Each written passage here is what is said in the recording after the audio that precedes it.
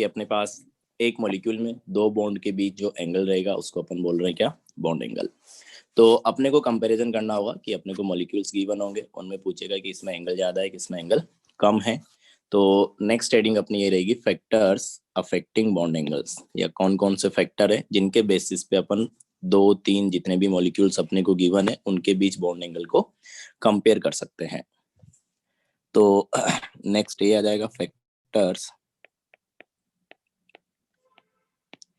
Affecting bond angles. तो इसमें अपने पास कुछ पॉइंट्स हैं जिनको फॉलो करना है तुमको, जिस सीक्वेंस में मैं लिखा रहा हूँ वैसे ही। तो जब भी तुमको बॉन्ड एंगल कंपेयर करना हो तो सबसे पहले अपन जो चीज चेक करते हैं वो क्या है, बता होगा तुमको, बताया था क्या सर? हाइब्रिडाइजेशन। हाइब्रिडाइजेशन, बहुत बढ़िया। तो पहले अपन हाइब्रिडाइजेशन चेक करेंगे कि check hybridization of central atom. इस सेंट्रल एटम का अपने को क्या निकालना है, हाइब्रिडाइजेशन निकालना है। ठीक है, तो सेंट्रल एटम फाइंड करो। सेंट्रल एटम फाइंड करने का तरीका, सबसे कम नंबर में जो एटम होता है जनरली वही सेंट्रल एटम होता है, और दो एटम ऐसे आ जाए जो सेम नंबर में है तो जो लीस्ट इलेक्ट्रोनेगेटिव होता है उसको अपन सेंट्रल एटम मान लेते हैं। तो ये तो सेंट्रल एटम पता करने का तरीका हो गया। अपन एक एग्जाम्पल लेते हैं, उसके बेसिस पे अपन समझते हैं किस तरीके से अपन इसको रिलेट करेंगे। तो अपने पास मान लो कि BeCl2 है, BCl3 है और CCl4 है। ठीक है, हाइब्रिडाइजेशन तुम कैसे फाइंड करते हो? देखो बेसिकली मैं इस तरीके से डील करता हूँ, नहीं स्टेरिक नंबर तो देखते हैं, मतलब स्ट्रक्चर कैसे बनाते हो, मतलब मैं एक तरीका बता देता हूँ। अगर ये तरीका तुमने फॉलो किया है तो अच्छी बात है, या फिर इसको भी सीख लो, कोई वो नहीं है। तो स्ट्रक्चर बनाने के लिए मैं ऐसे बताता हूँ कि जैसे अपने पास BeCl2 है,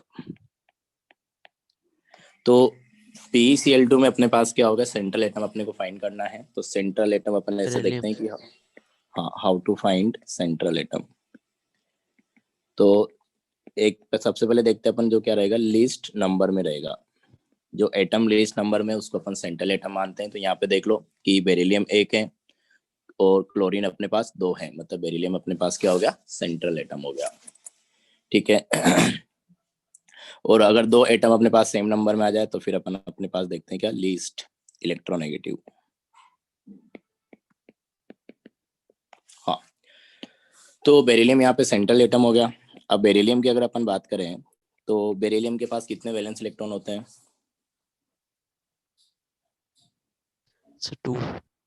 2।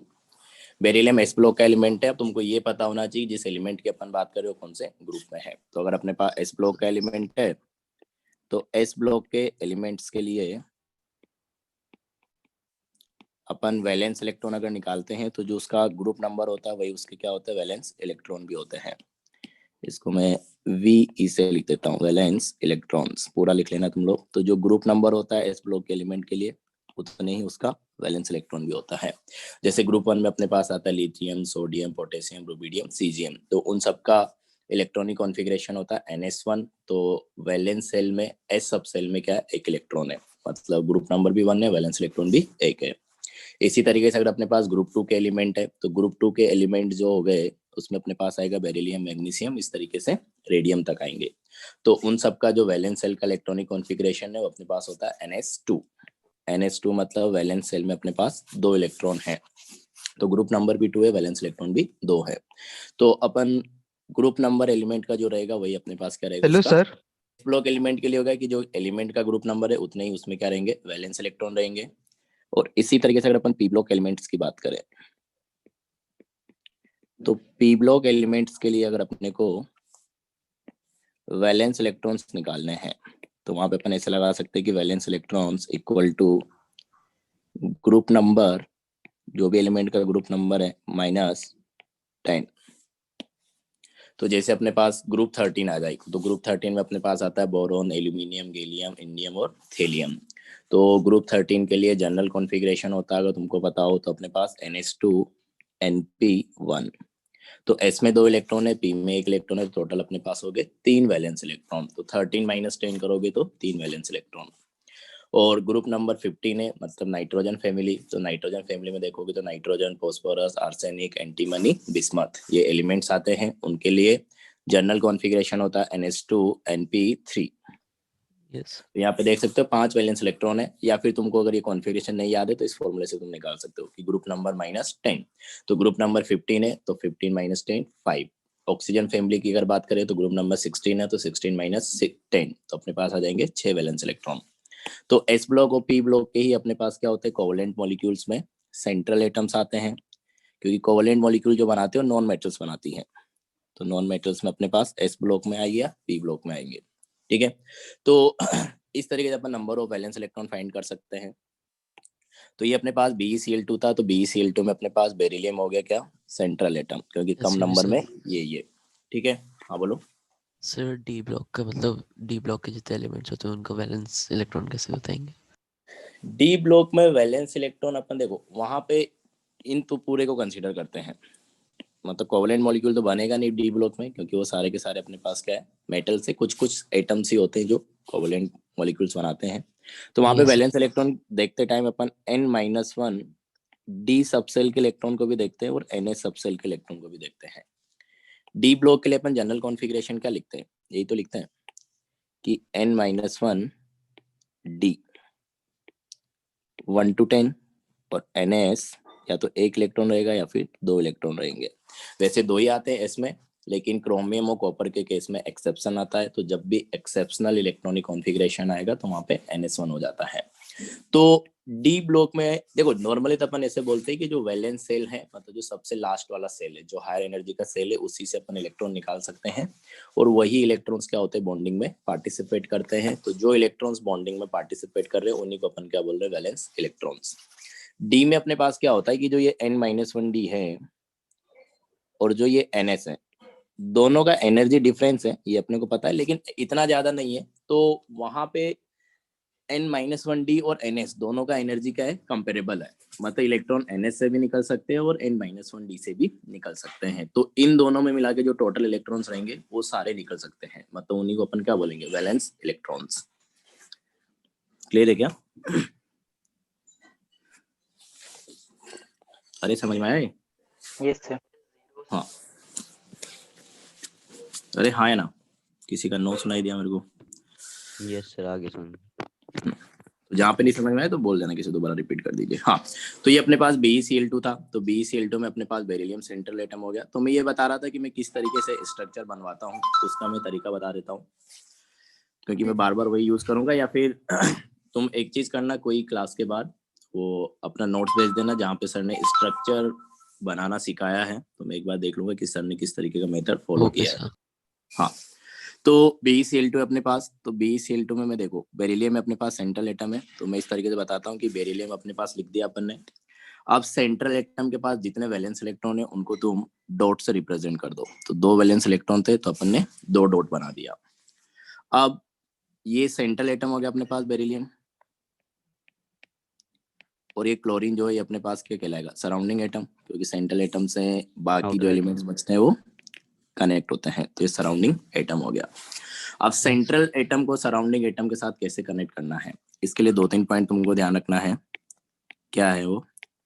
पहला तो ये अपने पास कि अगर अपने पास क्या है, हाइड्रोजन है और हेलोजन है, ये हमेशा सिंगल बॉन्ड से कनेक्ट करने हैं सेंट्रल एटम के साथ।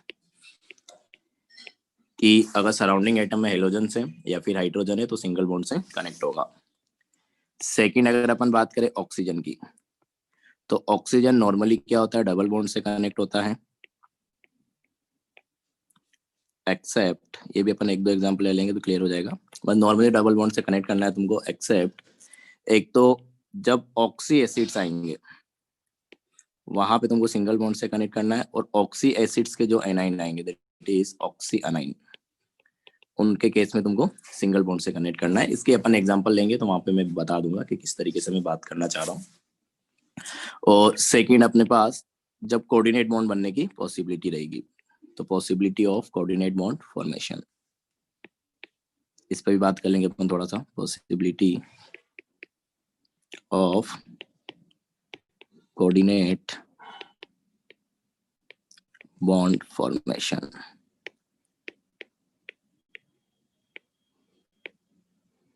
लेकिन नॉर्मली अभी जब तक अपन बात कर रहे हैं तो अपने को डबल बॉन्ड से ऑक्सीजन को कनेक्ट करना है। इन दो पॉइंट को ध्यान रखना है कि कहाँ पे अपने को सिंगल बॉन्ड से कनेक्ट करना है।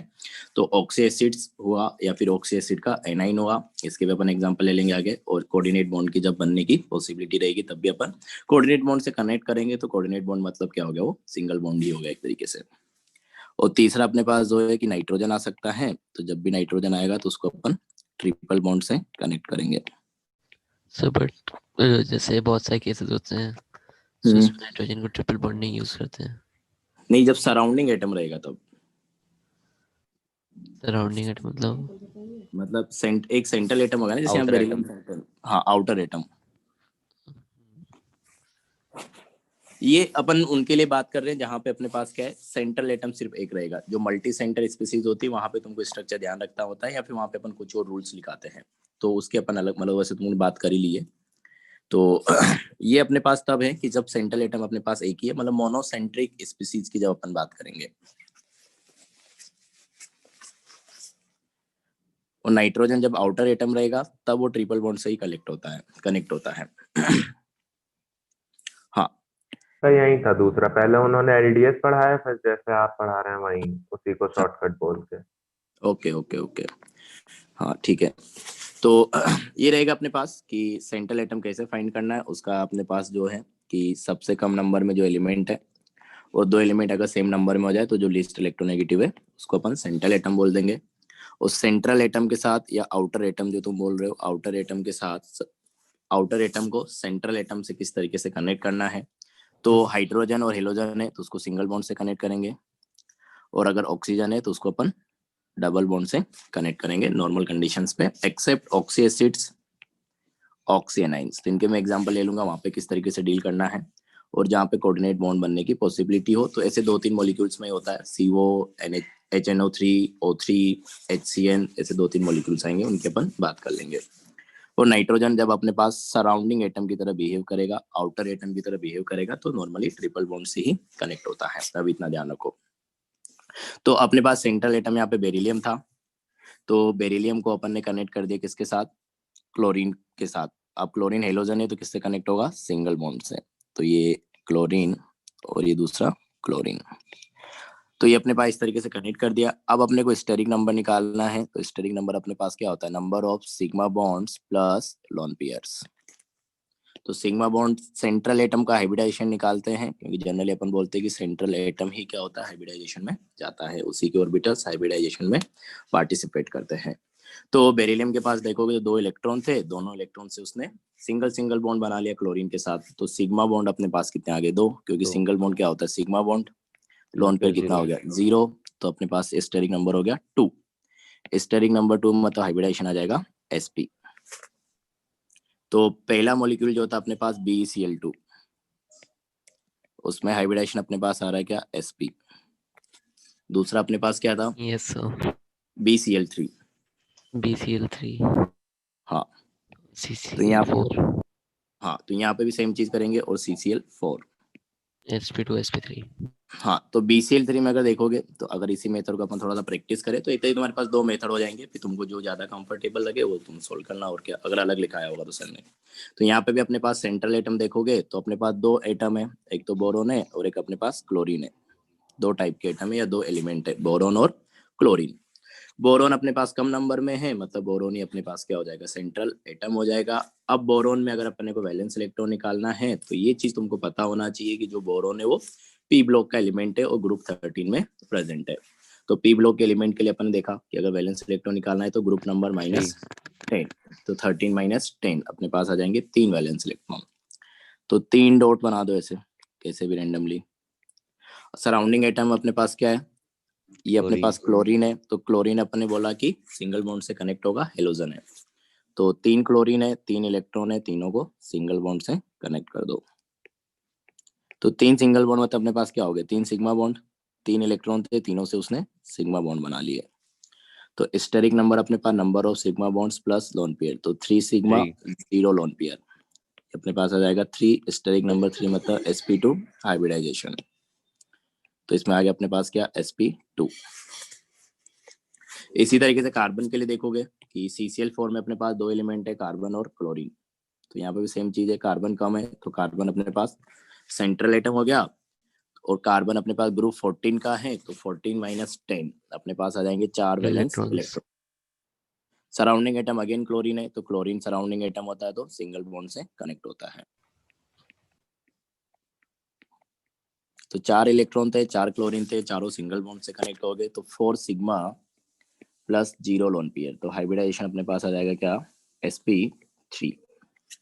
तो sp3 हाइब्रिडाइजेशन आ गया अपने पास। ठीक है, अब इनके अगर अपन स्ट्रक्चर देखें कि जैसे अपने पास पहला क्या था BeCl2 जिसमें sp हाइब्रिडाइजेशन आ रहा था विथ 0 लोन पेयर, तो लोन पेयर कुछ भी नहीं था, तो अपने को बताया कि जब अपने पास 0 लोन पेयर और 2 सिग्मा बॉन्ड है तो लीनियर ज्योमेट्री आती है, तो इस तरीके से अपन ने लीनियर बना दिया ये BeCl2। BCl3 में अपन ने देखा कि हाइब्रिडाइजेशन अपने पास आ रहा है क्या, sp2 hybridisation 3 sigma 0 lone pair, तो जब 3 सिग्मा 0 लोन पेयर होता है तो अपने पास ज्योमेट्री क्या आती है, ट्राइगोनल प्लेनर, इस तरीके से बन जाएगा 120 डिग्री एंगल। हाँ, और जब अपने पास CCl4 की अगर अपन बात करें तो यहाँ पे हाइब्रिडाइजेशन अपने पास क्या है, टेट्राहेड्रल। ये अपने पास क्या आ जाएगा, टेट्राहेड्रल आ जाएगा। तो ये अपने पास कार्बन है और 4 क्लोरीन जो है अपने पास इस तरीके से कनेक्ट हो जाएगा। तो 3 डायमेंशनल स्ट्रक्चर होती है, एक प्लेन में नहीं आता है कि जो 3 एटम है, जैसे मान लो कि ये क्लोरीन और ये कार्बन, ये क्लोरीन एक प्लेन में है, मतलब पेपर वाले प्लेन में, जिस प्लेन में तुम लिख रहे हो, पेपर में जो लिख रहे हो इस प्लेन में मान लो ये तीनों है, तो एक अपने पास पेपर वाले प्लेन से ऊपर रहेगा तो इसको अपने से दिखाते हैं नॉर्मली वेस, और एक अपने पास जो है प्लेन के पीछे रहेगा, या फिर स्क्रीन की बात करें तो स्क्रीन के पीछे रहेगा, तो उसको अपन ऐसे दिखाते हैं डैश डैश डैश। ठीक है, तो आइडिया होगा इसका तो 3D में किस तरीके से है। तो ये हो गया अपने पास। ठीक है, और यहाँ पे जो एंगल होता है लीनियर है तो साफ दिख रहा है कितना एंगल आएगा, 180, और यहाँ पे जो एंगल है कितना आएगा अपने पास, 120, और यहाँ पे जो एंगल है कितना है, 109.28 मिनट्स, इस तरीके से। ठीक है, तो यहाँ पे देख सकते हो कि अपने पास अपने को क्या करना है, परसेंट एस करेक्टर से रिलेट करना है। परसेंट एस करेक्टर कैसे निकालेंगे ये भी आइडिया होगा थोड़ा बहुत, तो कि ये जब sp हाइब्रिडाइजेशन है तो sp हाइब्रिडाइजेशन अपने पास एक s ऑर्बिटल और एक p ऑर्बिटल की मिक्सिंग हुई है, Yes. तो टोटल अपने पास कितने ऑर्बिटल है, 50% होगा। हाँ, तो टोटल अपने पास क्या है, 2 ऑर्बिटल से, उसमें से एक s है एक p है, तो s का परसेंट कितना हो जाएगा, s का number divided by total number multiply by 100, तो 50% अपने पास एस करेक्टर है, तो percent S character equal to अपने पास आ गया 50। इसी तरीके से अगर अपन बात करें किसकी, sp2, तो यहाँ पे भी एक s है और 2 अपने पास क्या है, p है, तो टोटल अगर अपन बात करें तो टोटल अपने पास कितने ऑर्बिटल हो गए, एक s 2 p, मतलब 3 ऑर्बिटल हो गए, s कितना है 1, तो s का number divided by total number multiply by 100, तो ये s का परसेंट आ जाएगा, दैट इज 33.33। ये अपने पास क्या हो गया, परसेंट एस करेक्टर हो गया। इसी तरीके से अगर इसकी बात करें अपन sp3 की, तो यहाँ पे 4 ऑर्बिटल है, उसमें एक s है, 25% और 25% p character and s character 25%। बिल्कुल बिल्कुल, तो टोटल ऑर्बिटल हो गया अपने पास 4 कि एक s और 3 p, तो s का परसेंट हो जाएगा 1/4, मतलब s 1 है टोटल 4 है मल्टीप्लाई बाय 100, तो अपने पास आ जाएगा 25%। तो एक चीज यहाँ पे तुमको देखने को मिलेगी कि जैसे जैसे अपने पास परसेंट एस करेक्टर कम हो रहा है वैसे वैसे बॉन्ड एंगल भी कम हो रहा है। 33.3 था तब कितना आ गया, 120, 25 था तब कितना आ गया, 109.28। तो परसेंट एस करेक्टर जितना ज्यादा होता है बॉन्ड एंगल क्या रहेगा, उतना ज्यादा रहेगा। तो इस तरीके से अपन ऑब्जर्व करके हाइब्रिडाइजेशन से रिलेट कर देते हैं। तो पहला फैक्टर अपने पास यही था, हाइब्रिडाइजेशन। तो जब भी तुम्हारे पास एक मॉलिक्यूल, 2 मॉलिक्यूल या 3 मॉलिक्यूल, जितने भी मॉलिक्यूल्स आएंगे, तो सबसे पहला काम तुमको यही करना है, उसमें हाइब्रिडाइजेशन फाइंड करना है, और जिसमें परसेंट एस करेक्टर हाइब्रिडाइजेशन में ज्यादा रहेगा उसका बॉन्ड एंगल भी ज्यादा रहेगा। यहाँ पे सबसे कम था तो बॉन्ड एंगल भी देख सकते हो सबसे कम है। तो अपन ये लिखते हैं कि परसेंट एस कैरेक्टर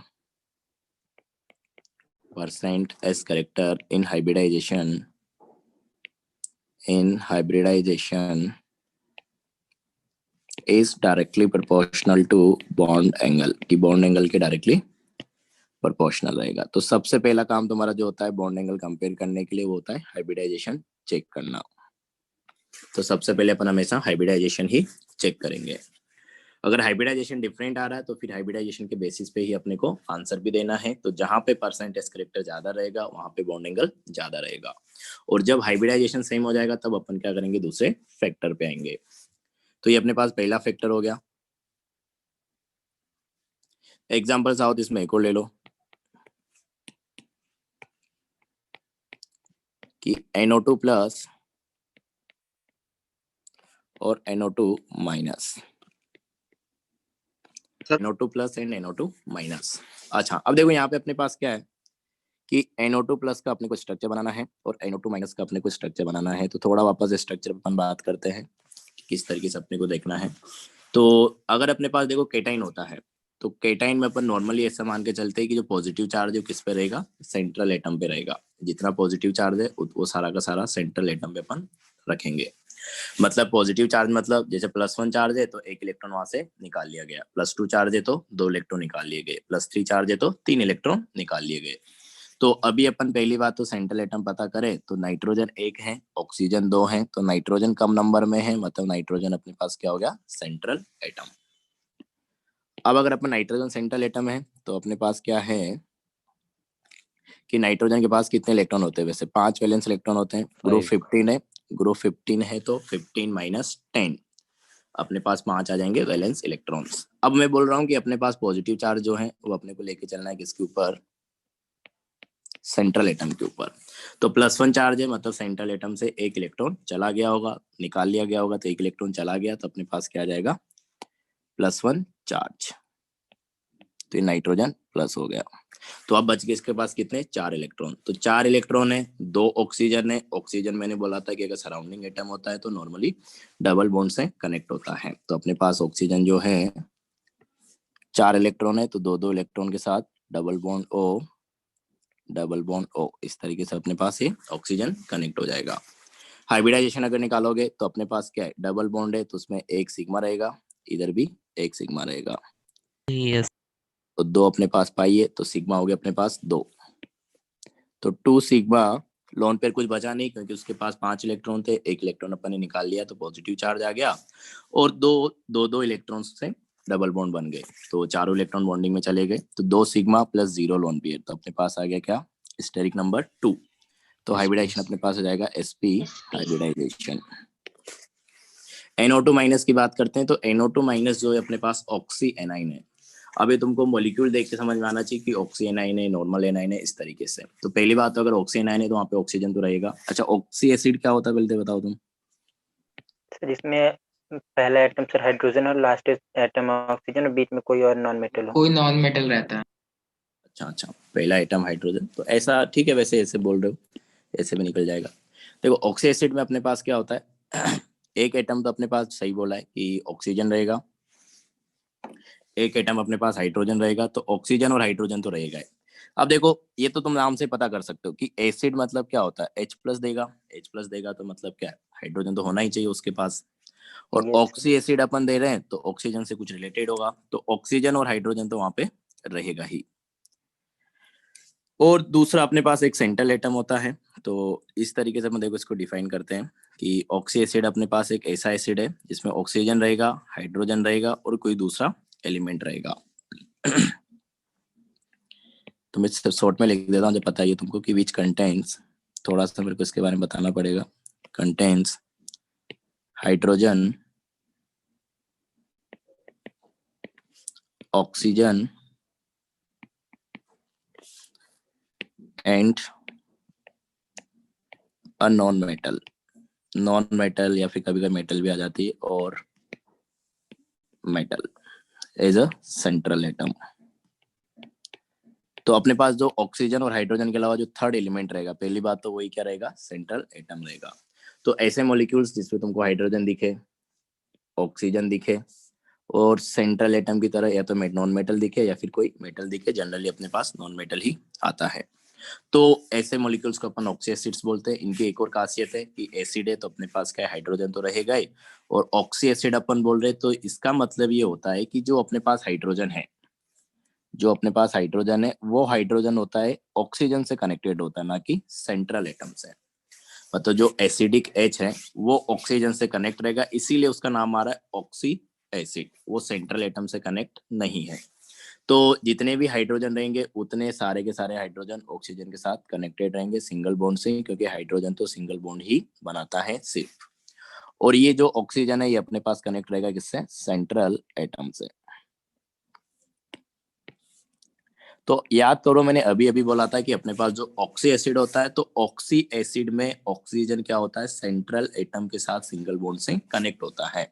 तो उसका रीजन यही है कि ऑक्सी एसिड में जो हाइड्रोजन है वो ऑक्सीजन के साथ कनेक्टेड है सिंगल बॉन्ड से, और ऑक्सीजन जो है नॉर्मली दो ही बॉन्ड बनाता है। तो जो एक बॉन्ड है वो किसके साथ बनाएगा? फिर सेंट्रल एटम के साथ बनाएगा। तो तुमको ऐसे ध्यान रखना है कि जब भी अपन ऑक्सी एसिड का स्ट्रक्चर बनाएंगे तो ऑक्सी एसिड के स्ट्रक्चर में जितने अपने पास हाइड्रोजन रहेंगे उतने हाइड्रोजन को अपन पहले OH की तरह सेंट्रल एटम से कनेक्ट करेंगे सिंगल बॉन्ड के साथ। जैसे एग्जांपल अपन लेते हैं कि अपने पास मान लो क्या है, H2SO4। तो ऑक्सी एसिड है या नहीं है ये धीरे धीरे प्रैक्टिस से समझ में आ जाता है कि देखो यहाँ पे हाइड्रोजन भी है, ऑक्सीजन भी है और सल्फर भी है। तो यही तरीका है देखने का। तो धीरे धीरे प्रैक्टिस करते रहोगे तो पता चलने लगेगा। तो ये अपने पास क्या हो गया? एक ऑक्सी एसिड हो गया। तो यहाँ पे देखोगे तो अपने पास इसके पास कितने एसिडिक हाइड्रोजन है? 2।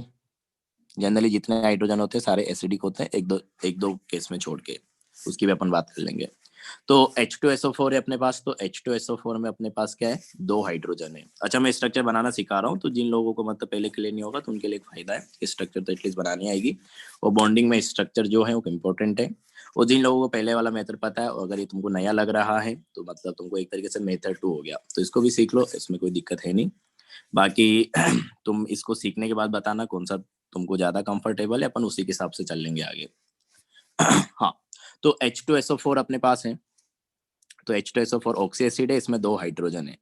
तो ये दोनों हाइड्रोजन एसिडिक हाइड्रोजन है। तो इसका सिंपल सा मतलब ये हो गया कि जो हाइड्रोजन है वो ऑक्सीजन से कनेक्ट रहेगा क्योंकि ऑक्सी एसिड है, और ऑक्सीजन जो है सिंगल बॉन्ड के साथ सेंट्रल एटम से कनेक्ट रहेगा, दैट इज सल्फर के साथ कनेक्ट रहेगा।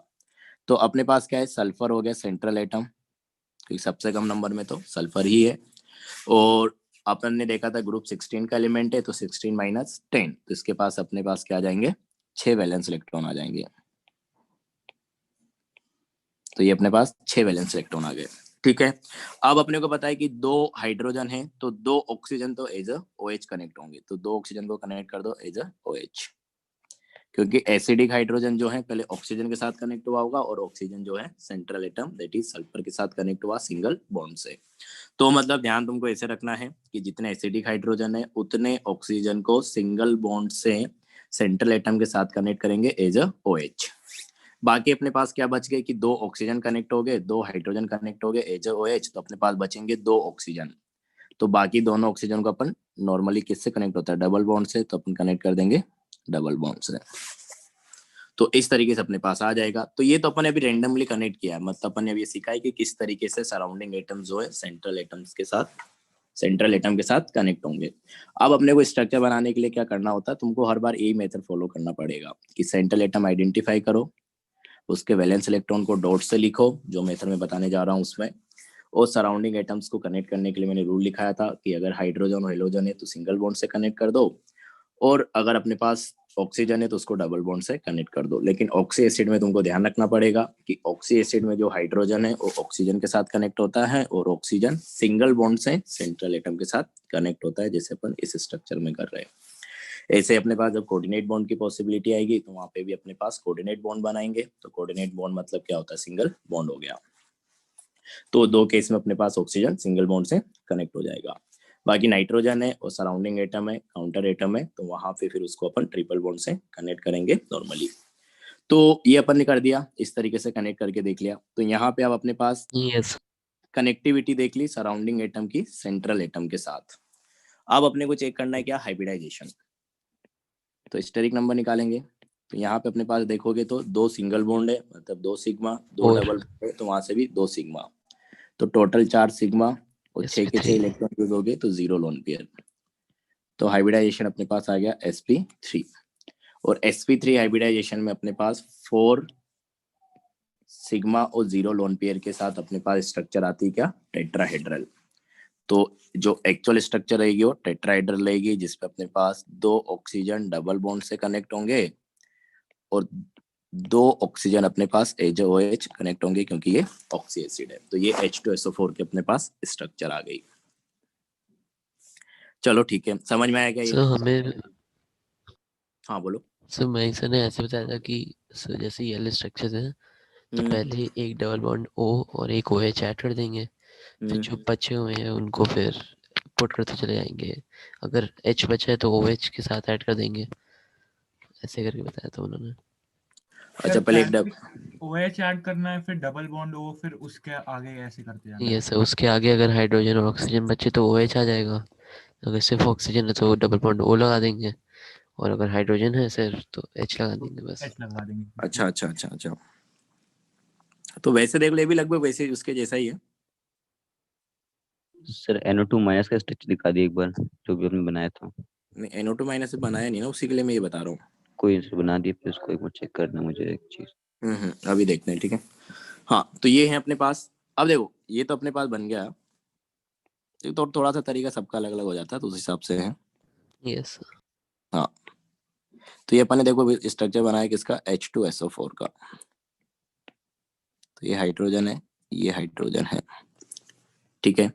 तो ये अपने पास H2SO4 का स्ट्रक्चर हो गया। अब अपने को पता है कि अगर H2SO4 की अपन बात करें तो H2SO4 में से अगर अपन क्या कर दे, दोनों एसिडिक हाइड्रोजन को निकाल दे, दैट इज 2H+, तो अपने पास जो एनाइन बनेगा यहाँ पे क्या बनेगा, SO4 2-, ठीक है। यस हाँ तो ये ऑक्सी एसिड था, और ऑक्सी एसिड से जो एनाइन बनता है उसको अपन बोलते हैं ऑक्सी एनाइन या फिर ऑक्सो एनाइन, ऑक्सो एनाइन। तो ये अपने पास SO4 2- बन गया।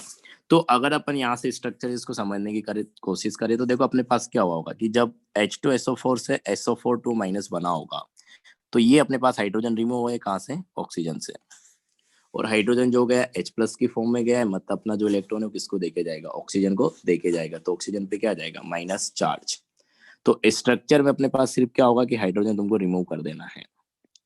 तो S double bond O, S double bond O, oxygen minus, oxygen minus, क्योंकि हाइड्रोजन चला गया H+ की फॉर्म में।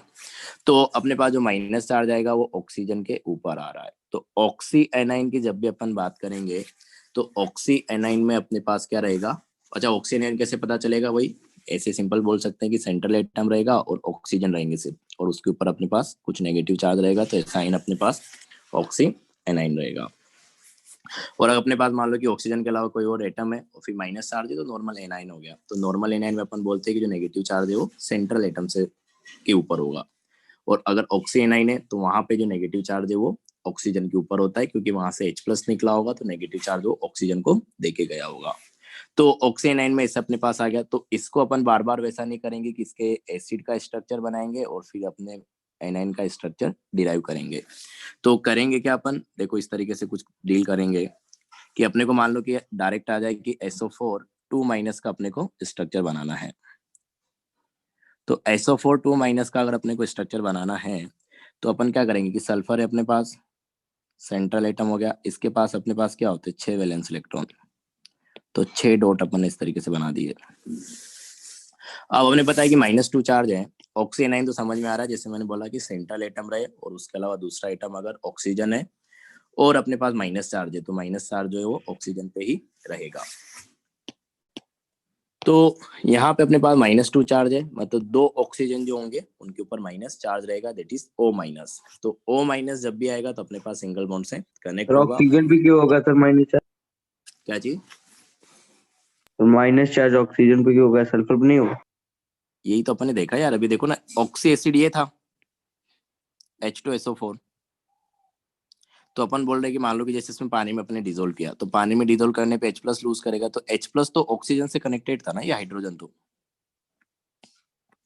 मतलब ये वाला बॉन्ड ब्रेक हुआ है ना, OH बॉन्ड। तो इस OH बॉन्ड के इलेक्ट्रॉन किसके पास रहेंगे, ऑक्सीजन के पास रहेंगे, क्योंकि जो हाइड्रोजन जा रहा है वो तो H+ की फॉर्म में जा रहा है, तो नेगेटिव चार्ज ऑक्सीजन पे ही तो आएगा। समझ गए।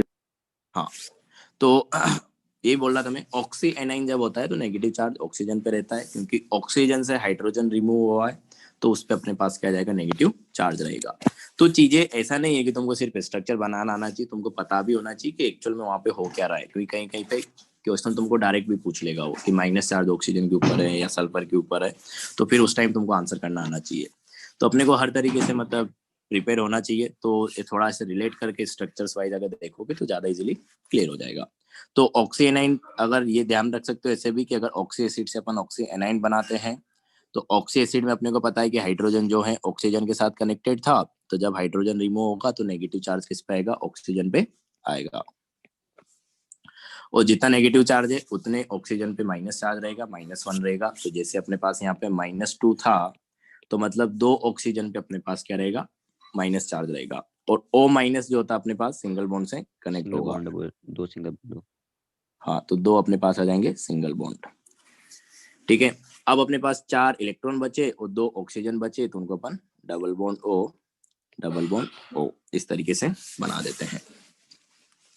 तो स्टेरिक नंबर निकालोगे तो अपने पास वही वापस 4 सिग्मा है, 0 लॉन पेयर है, तो अपने पास हाइब्रिडाइजेशन आ जाएगा sp3। तो वापस स्ट्रक्चर अपने पास वही आ जाएगी जो अपने यहाँ पे बनाई थी। तो एनाइन आएगा तब भी तुमको डायरेक्ट सोचना है। तो ऑक्सी एनाइन में तुमको क्या करना है कि जितना नेगेटिव चार्ज है उतने ऑक्सीजन को O- सिंगल बॉन्ड से कनेक्ट करना है और बाकी ऑक्सीजन को डबल बॉन्ड O से कनेक्ट करना है। इस तरीके से अपने को ध्यान रखना है।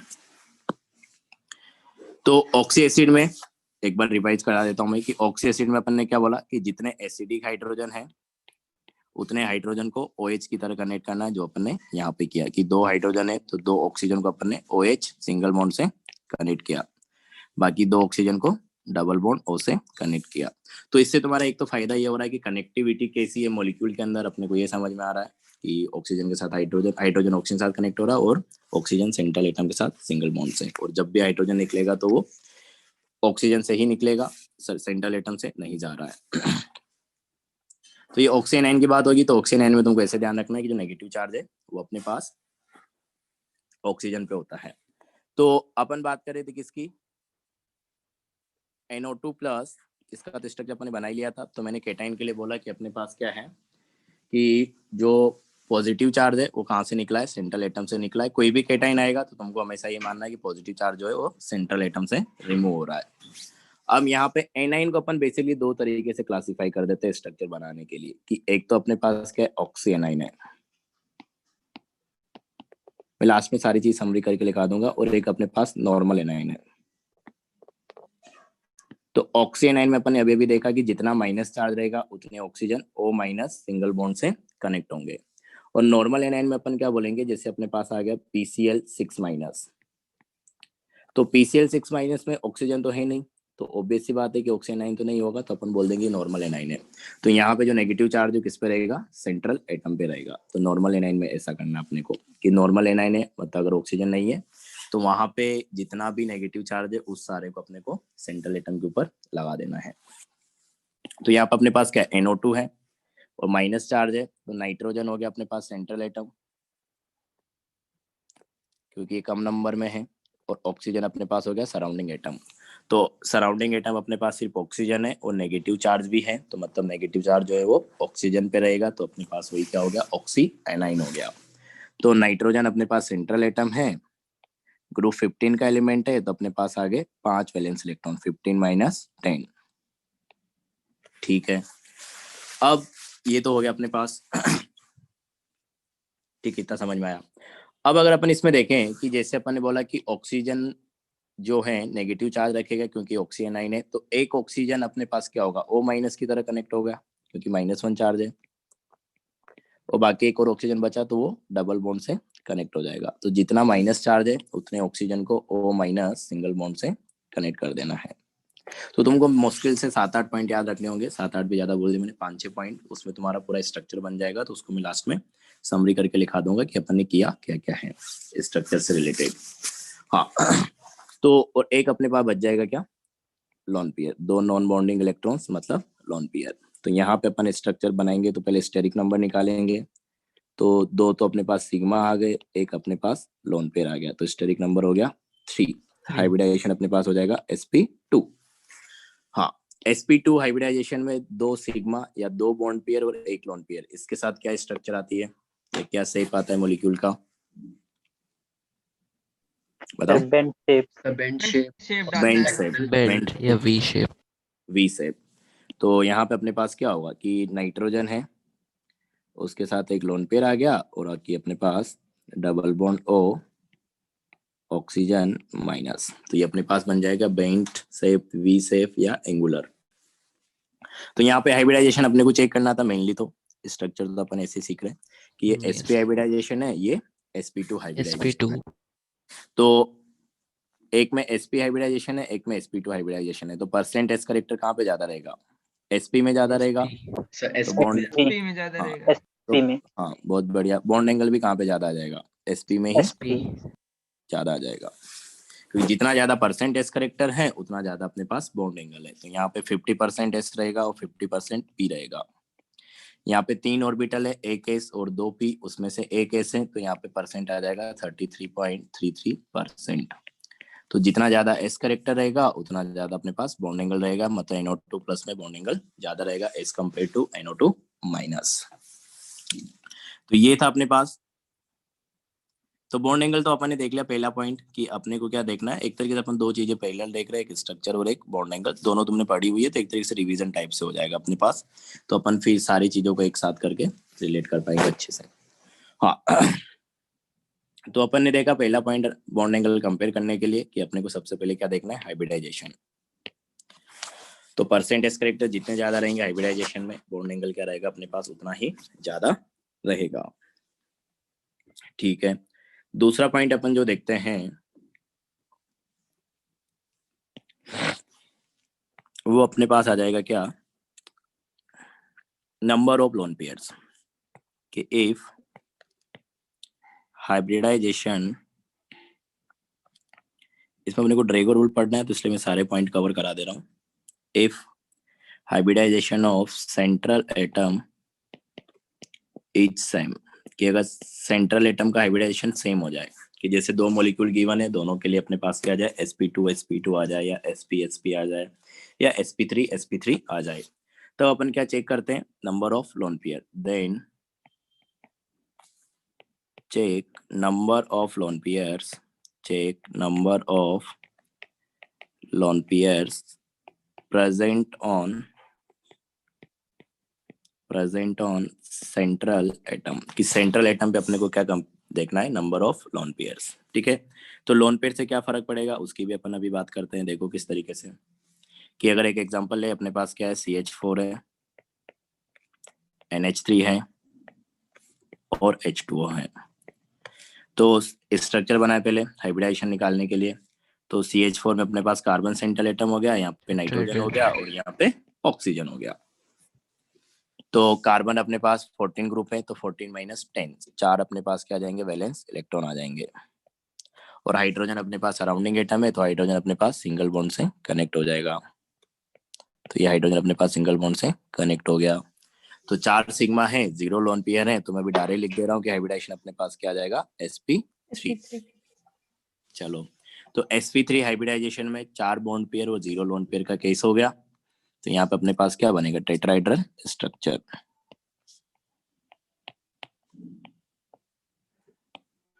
और बॉन्ड एंगल जो अपने पास हो जाएगा कितना आ जाएगा, 10928। एक और चीज यहाँ पे देखो क्या, कि ये अपने पास जो चारों बॉन्ड है, यहाँ पे चारों बॉन्ड क्या है, CH बॉन्ड है, कार्बन हाइड्रोजन बॉन्ड, हाँ आइडेंटिकल है, चारों बॉन्ड अपने पास क्या है, आइडेंटिकल है, CH बॉन्ड। तो चारों बॉन्ड अगर आइडेंटिकल है तो चारों बॉन्ड एक दूसरे के ऊपर क्या होंगे, एक जैसा रिपल्सन क्रिएट करेंगे। तो एक जैसा रिपल्सन अगर क्रिएट कर रहा है, मतलब हर बॉन्ड पे बाकी 3 बॉन्ड की वजह से, टोटल 4 बॉन्ड है, तो ये जो एक बॉन्ड है, इस बॉन्ड पे बाकी 3 बॉन्ड की वजह से एक जैसा रिपल्सन आ रहा है। सेम कहानी इसके लिए, कि ये जो बॉन्ड है इसके ऊपर जो बाकी के 3 बॉन्ड बच गए, उनके ऊपर, उनकी वजह से सेम तरीके का रिपल्सन आ रहा है। तो सारे बॉन्ड पे एक जैसा रिपल्सन है, तो एकदम सिमेट्रिकली अरेंज करेंगे, तो यहाँ पे जितने भी बॉन्ड एंगल है, सारे के सारे बॉन्ड एंगल 10928 मिनट रहेंगे। लेकिन अगर अपने पास क्या हो जाता है कि एक एटम भी अगर अलग हो जाता, मान लो कि यहाँ पे दूसरा आइटम आ गया कोई एक्स, हेलोजन ही आ गया, मान लो फ्लोरीन आ गया। तो फ्लोरीन की काफी सारी चीजें अलग होती है, रेडियस अलग रहेगी, इलेक्ट्रोनेगेटिविटी अलग रहेगी, इलेक्ट्रोनेगेटिविटी अलग है मतलब इलेक्ट्रॉन को खींचने की टेंडेंसी अलग है, तो उसकी वजह से जो रिपल्सन आएगा वो अलग आएगा। तब सारे बॉन्ड एंगल 10928 होते हैं, एग्जैक्ट अपन नहीं बोल पाते, क्योंकि अपने पास यहाँ पे दो टाइप के बॉन्ड्स आ गए, एक तो अपने पास CX बॉन्ड है और एक अपने पास CH बॉन्ड है। तो 3 बॉन्ड एक जैसे हैं और एक बॉन्ड अपने पास डिफरेंट है, तो इनके ऊपर जो रिपल्सन रहेगा एक दूसरे के ऊपर वो अलग अलग तरीके का रहेगा, तो बॉन्ड एंगल थोड़े चेंज हो जाते हैं। तो अगर सारे बॉन्ड अपने पास एक जैसे रहते हैं तो अपने पास क्या होता है, सिमेट्रिकल अरेंजमेंट होता है, तो बॉन्ड एंगल जो होता है परफेक्ट वही आता है जो अपन हाइब्रिडाइजेशन में देख रहे थे, जैसे यहाँ पे 10928। ठीक है, तो ये तो ऐसे ही था। अब इसी तरीके से अगर तुम NH3 में निकालने जाओगे तो नाइट्रोजन अपने पास 15 ग्रुप का एलिमेंट्स हैं, तो उसमें 15 - 10 तो अपने पास आ जाएंगे 5 valence electron. Hydrogen surrounding atom है, तो हाइड्रोजन को अपन सिंगल बॉन्ड से कनेक्ट करते हैं, तो 3 हाइड्रोजन को अपन ने सिंगल बॉन्ड से कनेक्ट कर दिया, तो अपने पास 2 इलेक्ट्रॉन बच जाएंगे, दैट इज 1 लोन पेयर। तो वही अपने पास 3 सिग्मा और 1 लोन पेयर, तो 3 + 1 3 सिग्मा 1 लोन पेयर, तो स्टेरिक नंबर हो गया 4, दैट इज sp3 हाइब्रिडाइजेशन। और sp3 हाइब्रिडाइजेशन में 3 सिग्मा 1 लोन पेयर के साथ अपने पास क्या स्ट्रक्चर आती है मॉलिक्यूल का? Trigonal pyramidal. टेट्राहेड्रल। टेट्राहेड्रल नहीं आती है, टेट्राहेड्रल तब आती है जब एक भी लोन पेयर, ज्योमेट्री में आती है, वो ज्योमेट्री आती है। हाँ, मैंने स्ट्रक्चर पूछा या शेप पूछा मॉलिक्यूल का, क्या रहेगा? पिरामिडल रहेगा ना? Yes sir. पिरामिड। तो अपने पास क्या बनेगा, ये पिरामिडल आएगा। तो नाइट्रोजन है, 1 लोन पेयर आ जाएगा अपने पास और 3 अपने पास हाइड्रोजन ऐसे पिरामिड की शेप में अरेंज हो जाएंगे। ये भी 3D स्ट्रक्चर होती है इस तरीके से। अब यहाँ पे वही चीज हुआ कि अपने पास जो 3 बॉन्ड थे थोड़ा एक जैसे बनाते हैं साइज वाइज। ये हाइड्रोजन है, ये अपने पास हाइड्रोजन है और ये अपने पास हाइड्रोजन है। तो ये 3 बॉन्ड तो अपने पास क्या है, CH बॉन्ड है, तो तीनों आइडेंटिकल है। सॉरी, NH बॉन्ड है, एक नाइट्रोजन और एक हाइड्रोजन, और सिंगल बॉन्ड है तो एक जैसे हैं। अब अगर रिपल्सन वाइज अपन बात करें तो रिपल्सन का ऑर्डर अपने पास ऐसा होता है कि लोन पेयर जो होता है सबसे ज्यादा रिपल्सन क्रिएट करता है, क्योंकि 2 नॉन बॉन्डिंग इलेक्ट्रॉन्स हैं और 2 इलेक्ट्रॉन है, उनके ऊपर एक ही एटम का अट्रैक्शन है। देखो बॉन्ड के इलेक्ट्रॉन्स में तो क्या होता है कि जो 2 इलेक्ट्रॉन बॉन्ड में है, इन दोनों इलेक्ट्रॉन पे तो इस नाइट्रोजन का भी अट्रैक्शन रहेगा और हाइड्रोजन का भी अट्रैक्शन रहेगा, मतलब दोनों एटम्स का अट्रैक्शन रहेगा। तो 2 इलेक्ट्रॉन के ऊपर 2 एटम्स का अट्रैक्शन है। लेकिन लोन पेयर में अपने पास क्या होता है, एक ही एटम के ऊपर है नॉन बॉन्डिंग इलेक्ट्रॉन है और एक ही एटम का अट्रैक्शन है। तो लोन पेयर की वजह से क्या होता है, सबसे ज्यादा रिपल्सन क्रिएट होता है। उसके बाद ट्रिपल बॉन्ड, फिर डबल बॉन्ड, फिर सिंगल बॉन्ड, और सबसे कम रिपल्सन क्रिएट होता है अनपेड इलेक्ट्रॉन की वजह से। मगर जैसे ऑड इलेक्ट्रॉन स्पीसीज की अपन बात करते हैं, ऑड इलेक्ट्रॉन स्पीसीज पढ़ा दिया क्या तुमको? ये सिर्फ Yes, sir. ये थे इन लोगों ने पढ़ाया है कि नहीं? यस सर, S1 में बात हुई थी। अच्छा, हाँ। तो ऑड इलेक्ट्रॉन स्पीसीज में अपने को पता है जैसे NO2 हो गया तो वहाँ पे एक अनपेड इलेक्ट्रॉन रह जाता है। तो अनपेड इलेक्ट्रॉन में भी मतलब एक ही इलेक्ट्रॉन है तो उसका रिपल्सन सबसे कम होता है। तो ये ऑर्डर होता है अपने पास रिपल्सन का कि लोन पेयर की वजह से सबसे ज्यादा रिपल्सन आता है, उसके बाद ट्रिपल बॉन्ड, फिर डबल बॉन्ड और फिर सिंगल बॉन्ड। तो यहाँ पे अगर देखोगे अपने पास तो ये 3 बॉन्ड तो अपने पास क्या हो गए, सिंगल बॉन्ड हो गए, और ये अपने पास क्या हो गया, एक जो लोन पेयर है ये अपने पास लोन पेयर है, 2 अनपेड इलेक्ट्रॉन है, 2 नॉन बॉन्डिंग इलेक्ट्रॉन्स हैं। तो जो लोन पेयर है वो बाकी बॉन्ड्स के ऊपर क्या करेगा, ज्यादा रिपल्सन क्रिएट करेगा, क्योंकि अपन बात कर रहे हैं कि लोन पेयर का रिपल्सन जो है सबसे ज्यादा होता है। मतलब ये लोन पेयर जो है इन एटम्स को ज्यादा रिपेल करेगा, जो ये बॉन्ड्स है तीनों बॉन्ड को। तो एक तरीके से अपने पास पहले अगर डिफरेंस इन दोनों की बात करें तो यहाँ पे डिफरेंस अपने पास यही आया कि यहाँ पे जो एक हाइड्रोजन बॉन्ड था उसकी जगह लोन पेयर आ गया। एक तरीके से देखो तो लोन पेयर ज्यादा रिपल्सन क्रिएट करेगा, तो एक तरीके से लोन पेयर क्या करेगा, इन बॉन्ड्स को थोड़ा दबा देगा। जैसे अपने पास मान लो कि चारों बॉन्ड आइडेंटिकल होते तो इस तरीके से कुछ रहते, लेकिन लोन पेयर की प्रेजेंस में थोड़े इस तरीके से नीचे आ जाएंगे, थोड़ा ये कम हो जाएगा एंगल, और थोड़े एक दूसरे से दब जाएंगे, पास आ जाएंगे। तो लोन पेयर ज्यादा रिपल्सन क्रिएट कर रहा है। तो एक तरीके से जैसे अपने पास मान लो कि ये एटम है ए, इसको मैं ऐसा बोलना चाह रहा हूँ, और इसने बॉन्ड बना रखा था बी और बी, और यहाँ पे भी मान लो कि तीसरा आइटम भी बी था। तो अपन बोलते हैं कि अगर कोई लोन पेयर नहीं है, sp2 हाइब्रिडाइजेशन होता है इसे, कि 3 बॉन्ड अपने पास कनेक्ट हो गए सेंट्रल एटम के साथ, 3 भी कनेक्ट है सिंगल बॉन्ड से, तो तीनों बॉन्ड आइडेंटिकल रहेंगे, तो अपन बोलते हैं कि बॉन्ड एंगल जो है परफेक्ट 120 रहेगा। तो ये 3D में थोड़ा समझने में दिक्कत हो, इससे अपन रिलेट करेंगे। अब मैंने मान लो कि क्या किया कि तीनों बॉन्ड एक जैसे थे, तो तीनों एक दूसरे के ऊपर एक जैसा रिपल्सन डाल रहे थे, इसलिए जितने भी बॉन्ड एंगल यहाँ पे पॉसिबल है, तो यहाँ पे टोटल 3 बॉन्ड एंगल आएंगे, तीनों के तीनों अपने पास क्या रहेंगे 120 ही रहेंगे इस तरीके से। तो तीनों एंगल अपने पास 120 थे क्योंकि तीनों बॉन्ड आइडेंटिकल हैं। लेकिन अब मैं क्या करूं कि इस बी को हटा के यहाँ पे मैं क्या रख दूं, एक लोन पेयर रख दूं। तो यहाँ पे मैंने मान लो कि एक लोन पेयर रख दिया। तो पहले अपने पास बी था, तो उससे यहाँ पे कुछ रिपल्सन आ रहा होगा इन दोनों बी के ऊपर, लेकिन अभी अपन ने लोन पेयर रख दिया, तो लोन पेयर ज्यादा रिपल्सन क्रिएट करता है, तो इन दोनों बी पे ज्यादा रिपल्सन लगाएगा, मतलब इन दोनों को ज्यादा पुश करेगा, तो ये बी अभी यहाँ पे ऐसे कुछ पास आ जाएंगे रिपल्सन की वजह से। तो जो बॉन्ड एंगल पहले 120 था वो अब क्या हो जाएगा, कम हो जाएगा, कि पहले जो अपने ब्लू से दिखा रहा था वो ये आ रहा था, अब ये दोनों ग्रीन्स के बीच आएगा, तो बॉन्ड एंगल क्या हो गया, कम हो गया।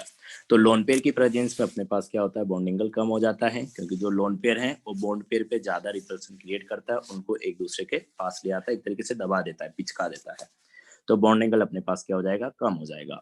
तो अपन लोन पेयर से ऐसे ही रिलेट करेंगे कि जितने ज्यादा अपने पास लोन पेयर्स रहेंगे, बॉन्ड एंगल क्या रहेगा अपने पास उतना ही कम रहेगा, क्योंकि जो बॉन्ड से उतने पास पास आ जाएंगे एक दूसरे के, तो उनके बीच जो एंगल से वो क्या हो जाएंगे, कम हो जाएंगे। तो यहाँ पे भी यही चीज हो रही है कि अपने पास एक लोन पेयर आया, तो ये लोन पेयर क्या करेगा, इन बॉन्ड्स को रिपेल करेगा। मैंने जो दिखाया किस तरीके से इन बॉन्ड्स को दबा देगा एक दूसरे की तरफ, तो जो एंगल है वो क्या हो जाएगा, कम हो जाएगा।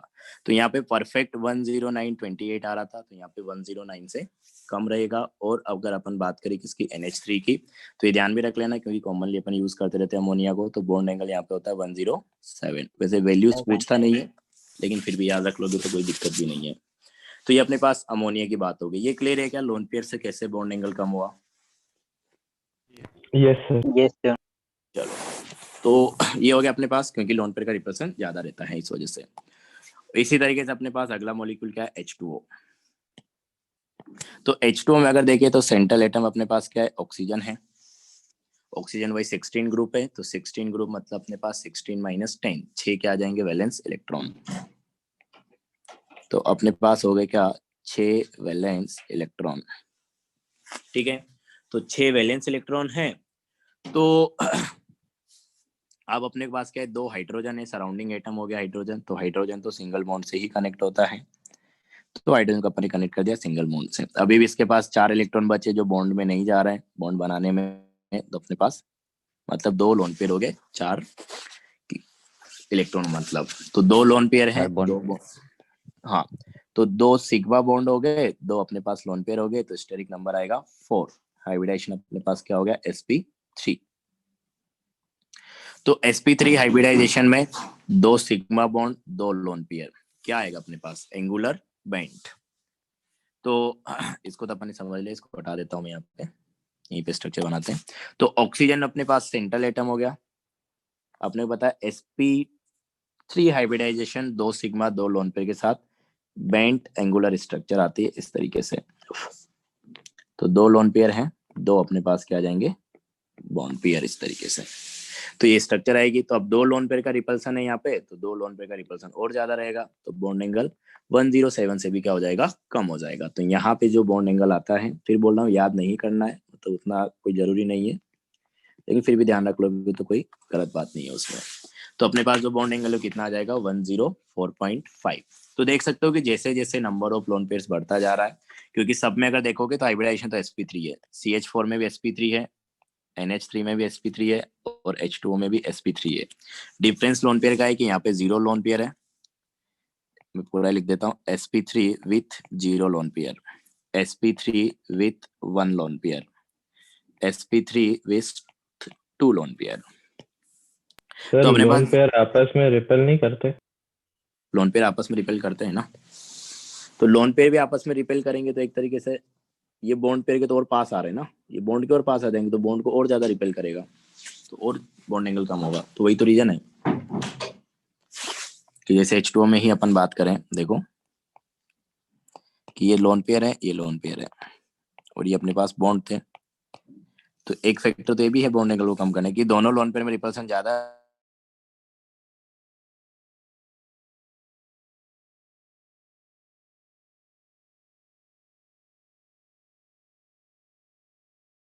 करेगा, इसको और देगा तो और ज्यादा पास हो जाएंगे। समझ में आएगा? यस। हाँ यस सर। तो जितने ज्यादा लोन पे रहेंगे मतलब बॉन्ड के ऊपर उतना ज्यादा रिपल्सन पड़ेगा, तो बॉन्ड एक दूसरे के उतने पास आएंगे, मतलब बॉन्ड एंगल उतना कम हो जाएगा। तो अपन ये लिखेंगे कि जैसे अपन ने CH3 में देखा, सॉरी CH4 में अगर अपन ने देखा, तो CH4 में अपने को ये देखने को मिल रहा है कि sp3 hybridization with 0 lone pair, sp3 hybridization with 1 lone pair, sp3 hybridization with 2 lone pair. तो जैसे जैसे लोन पेयर का नंबर बढ़ता जा रहा है वैसे वैसे बॉन्ड पेयर के ऊपर रिपल्सन बढ़ रहा है, तो बॉन्ड पेयर जो है एक दूसरे के पास आ रहे हैं, तो उनके बीच का एंगल कम होता जा रहा है।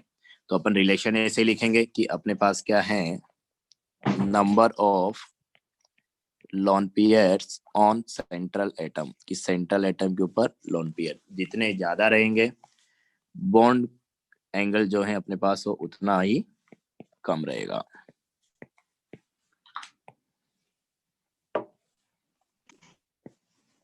तो सेकंड फैक्टर है, लेकिन ये कब चेक करना है, जब हाइब्रिडाइजेशन अपने पास सेम हो जाएगा। तो ये हो गया अपने पास। तो पहला फैक्टर हाइब्रिडाइजेशन था, उससे अपन ने देखा किस तरीके से वेरी कर रहा है बॉन्ड एंगल हाइब्रिडाइजेशन अलग अलग होने पे। फिर अपन ने लोन पेयर के हिसाब से देखा कि अलग अलग लोन पेयर पे किस हिसाब से अपने पास बॉन्ड एंगल कंपेयर करेंगे। तो ये अपने पास हो गया। तो इसमें और भी एग्जांपल ले सकते हो, वैसे तो हमने किए होंगे एग्जांपल। जैसे अपने पास क्या हो गया, SO2 हो गया और SO3 हो गया, SO2 एंड SO3। तो SO2 में अगर देखोगे तो अपने पास ये तो ऑक्साइड है, तो सल्फर के पास अपने पास वही 6 वैलेंस इलेक्ट्रॉन है और 2 अपने पास क्या है, ऑक्सीजन है, तो ऑक्सीजन नॉर्मली तो डबल बॉन्ड से कनेक्ट हो जाएगा। तो अपने पास एक लोन पेयर है, 2 डबल बॉन्ड है। SO3 सर की वो बात आपने करें, ऊपर बॉक्स में क्या स्टेटमेंट लिखा है, मैं शो कर दिया।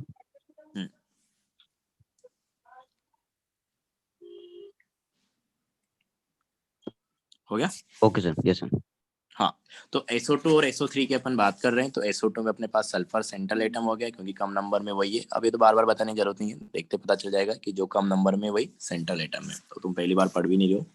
तो SO2 में अपने पास सल्फर सेंट्रल एटम है, तो 6 वैलेंस इलेक्ट्रॉन थे, 2 ऑक्सीजन थे, डबल बॉन्ड से कनेक्ट हो गए, और अपने पास एक लोन पेयर।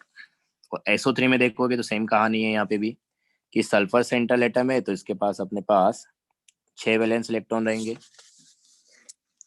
6 वैलेंस इलेक्ट्रॉन है, और अपने पास सराउंडिंग एटम क्या है, ऑक्सीजन ही है, तो ऑक्सीजन अपने पास अभी डबल बॉन्ड से कनेक्ट होगा, क्योंकि ऑक्सी एसिड में सिंगल बॉन्ड से कनेक्ट होता है, बाकी तो डबल बॉन्ड से, इस तरीके से। तो अपने पास यहाँ पे देखोगे तो 2 सिग्मा है और 1 लोन पेयर है, तो अपने पास हाइब्रिडाइजेशन आ जाएगा क्या, sp2, स्टेरिक नंबर हो जाएगा 3। यहाँ पे देखोगे तो स्टेरिक नंबर अपने पास हो जाएगा कि 3 सिग्मा आएंगे, 3 डबल बॉन्ड में और 0 लोन पेयर, तो हाइब्रिडाइजेशन आएगा यहाँ पे sp2। तो हाइब्रिडाइजेशन सेम होगा, क्योंकि सबसे पहले अपन चेक करते हैं क्या, हाइब्रिडाइजेशन। तो इसी ऑर्डर में तुमको याद भी रखना है कि जब भी बॉन्ड एंगल कंपेयर करेंगे तो सबसे पहले हाइब्रिडाइजेशन देखेंगे, और हाइब्रिडाइजेशन डिफरेंट है तो परसेंट एस करेक्टर के हिसाब से अपन जवाब देंगे, जितना ज्यादा परसेंट एस करेक्टर है उतना ज्यादा बॉन्ड एंगल है। तो पहला पॉइंट ये हो गया। दूसरा पॉइंट, अगर हाइब्रिडाइजेशन सेम है तब अपन number of lone pair check करेंगे, और जितने ज्यादा लोन पेयर रहेंगे उतना कम अपने पास बॉन्ड एंगल रहेगा, दोनों इनवर्सली प्रोपोर्शनल है। तो उसके बाद लोन पेयर काउंट करेंगे, तो जहां पे लोन पेयर ज्यादा रहेगा वहां पे बॉन्ड एंगल कम रहेगा, अगर हाइब्रिडाइजेशन सेम हो गया तो यहाँ पे वही वाला पॉइंट आ रहा है कि हाइब्रिडाइजेशन तो अपने पास क्या हो गया, सेम हो गया, क्योंकि सबसे पहले तो अपने को हाइब्रिडाइजेशन चेक करना होता है।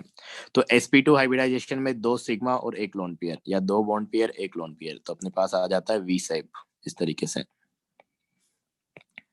और यहाँ पे तीनों क्या है, बॉन्ड पेयर है, तो ये अपने पास आ जाएगा इस तरीके से।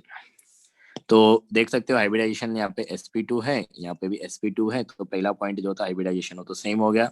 दूसरा पॉइंट अपने पास लोन पेयर, तो यहाँ पे 1 लोन पेयर है, यहाँ पे अपने पास 0 लोन पेयर है, तो जहां पे लोन पेयर कम रहेगा वहां पे बॉन्ड एंगल ज्यादा रहेगा, तो इस तरीके से अपने पास SO3 में ज्यादा हो जाएगा। तो इसी तरीके से तुमको चेक भी करना होगा।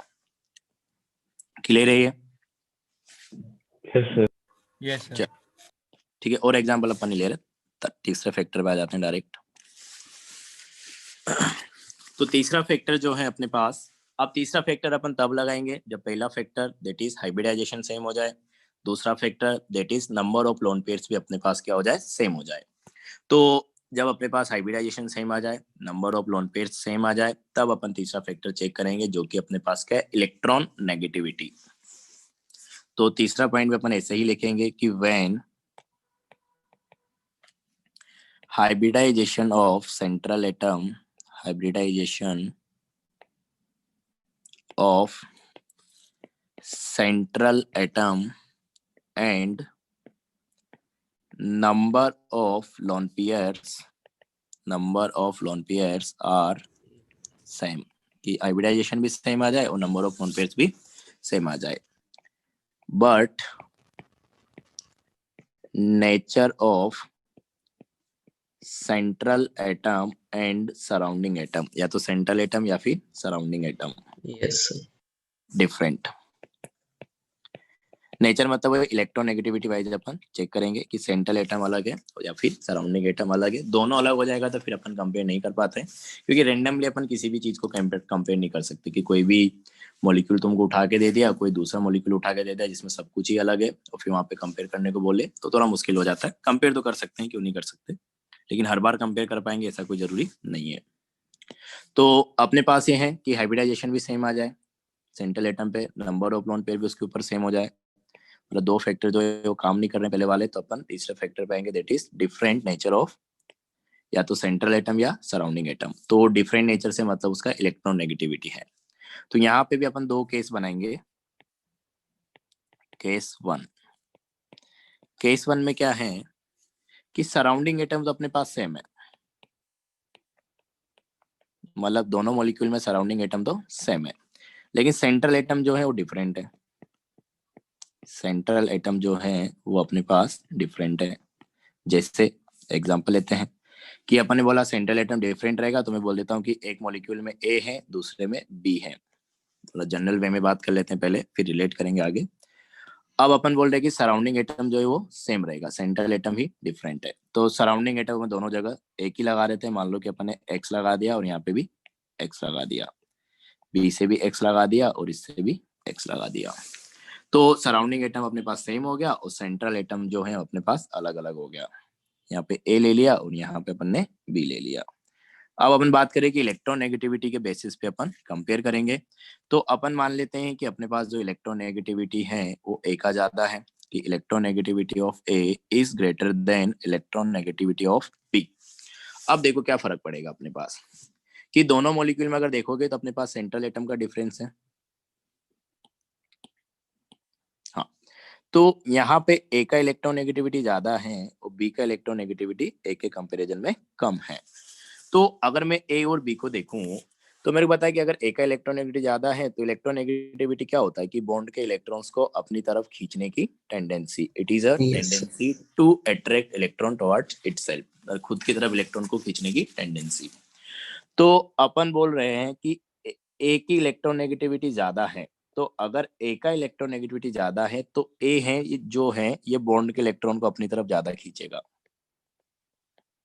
मतलब जो ये इलेक्ट्रॉन है बॉन्ड के ये ए की तरफ ज्यादा रहेंगे रिलेटिवली। तो मैं मान लेता हूँ कि इलेक्ट्रॉन जो है शिफ्ट होके ए की तरफ आ गए, मतलब ए के तो ज्यादा सर पास रहेंगे बॉन्ड के इलेक्ट्रॉन दोनों सर बॉन्ड ए में ज्यादा स्टेबल होगा फिर को। तो हाँ, बी की अगर बात करें, बी की अगर अपन बात करें तो बी जो है अपने पास ये लेस इलेक्ट्रोनेगेटिव है ए के कंपेरिजन में। तो अगर ए के हिसाब से बात करें तो जो इलेक्ट्रॉन है ये बी से दूर रहेंगे ए के कंपेरिजन में। तो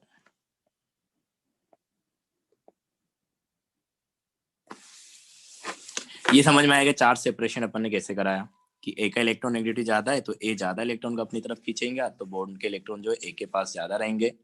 और बी का इलेक्ट्रॉन नेगेटिविटी ए के कंपैरिजन में कम है, मतलब ए के रेस्पेक्ट में उससे दूर रहेंगे, जो अपन ने दिखाया इस तरीके से। क्लियर है क्या ये? Yes sir. तो अगर ए के पास ज्यादा इलेक्ट्रॉन है तो बॉन्ड एंगल अपन सेंट्रल एटम पे कंपेयर करते हैं, सेंट्रल एटम से देखते हैं, क्योंकि बॉन्ड एंगल अपन यहीं पे मेजर करेंगे ना ये। यस और बी में यहाँ पे मेजर करेंगे इस वाले में। तो यहाँ पे इलेक्ट्रॉन्स जो है पास पास है ए के, ये दो बॉन्ड के इलेक्ट्रॉन, तो यहाँ पे क्या करेंगे ज्यादा रिपल्सन क्रिएट करेंगे। और यहाँ पे अपन जब बॉन्ड एंगल मेजर करने जा रहे हैं ये दोनों बॉन्ड के बीच का एंगल, तो इलेक्ट्रॉन्स जो है वो थोड़ा दूर है, तो यहाँ पे रिपल्सन क्या रहेगा, कम रहेगा।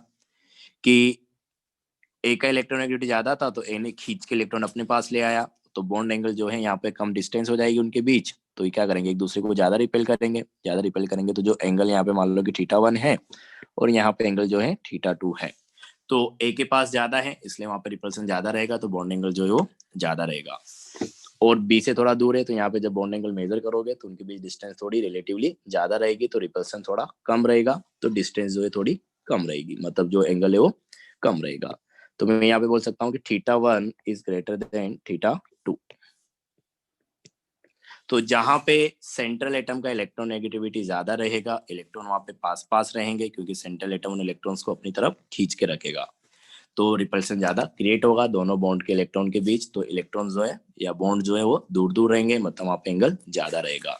तो मैं क्या बोल सकता हूँ कि जहां पे इलेक्ट्रोनेगेटिविटी ज्यादा है वहां पे बॉन्ड एंगल भी ज्यादा आ रहा है, तो मैं इसको इसी तरीके से रिलेट करूंगा कि electronegativity of central atom,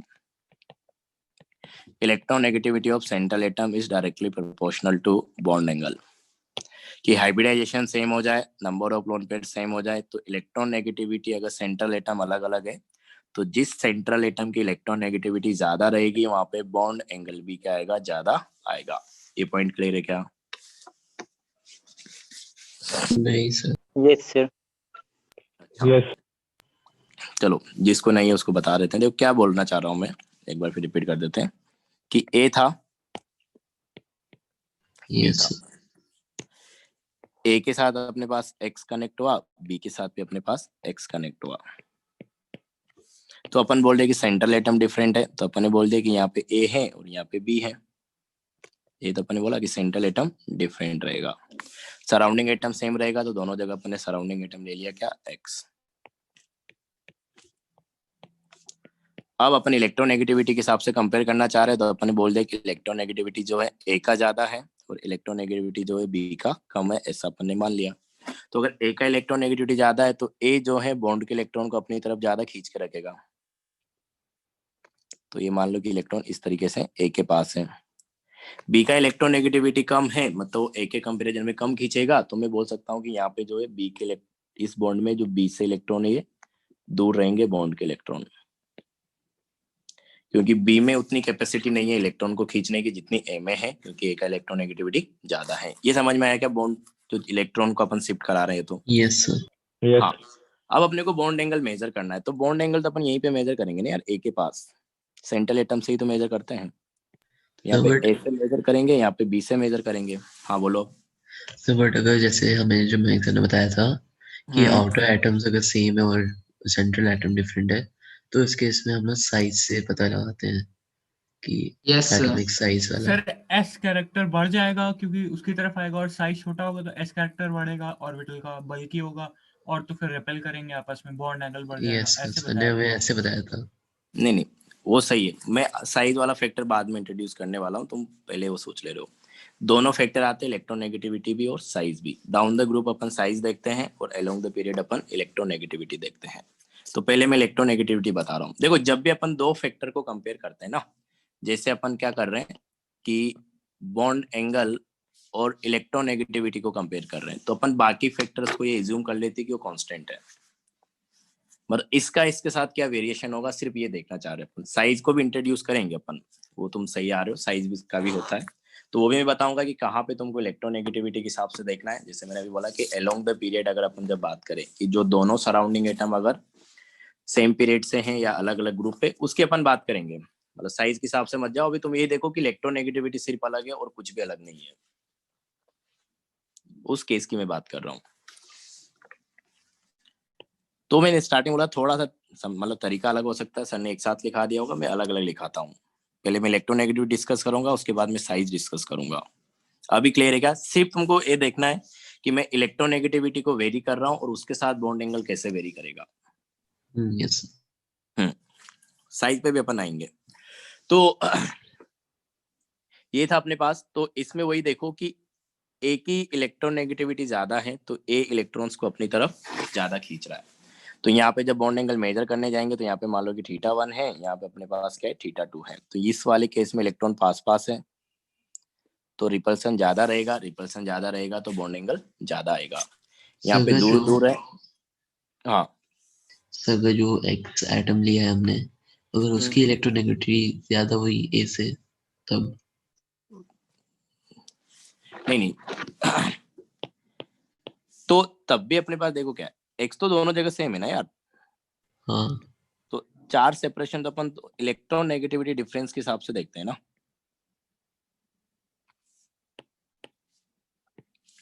तुम समझ नहीं पा रहे हो, देखो कि फिर मैं वही तो बात बोला ना कि अपन एक फैक्टर को बस वेरी करा रहे हैं। एक्स अपने पास सेम हो गया, मान लो कि अपने पास ऐसा है कि मान लो कि वैल्यूज ले लेते हैं अपन कि इसका अपने पास मान लो कि 2 है, इसका अपने पास 2 है, तो यहाँ पे भी 2 रहेगा, यहाँ पे भी 2 रहेगा, ठीक है।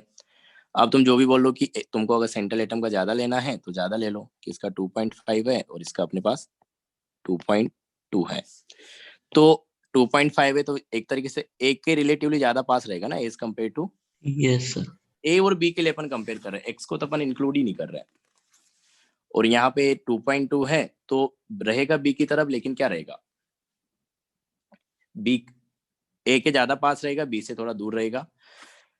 एक्स के ज्यादा पास रहेगा तो एक तरीके से वो भी तो क्या होगा, बी से तो दूर ही हो गया ना एक तरीके से। कि अगर मैं यहाँ पे बोल देता कि अपने पास बी का इलेक्ट्रोनेगेटिविटी जो ये अपने पास मान लो क्या है 1.8 है, तो एक तरीके से एक्स के पास रहेगा बी।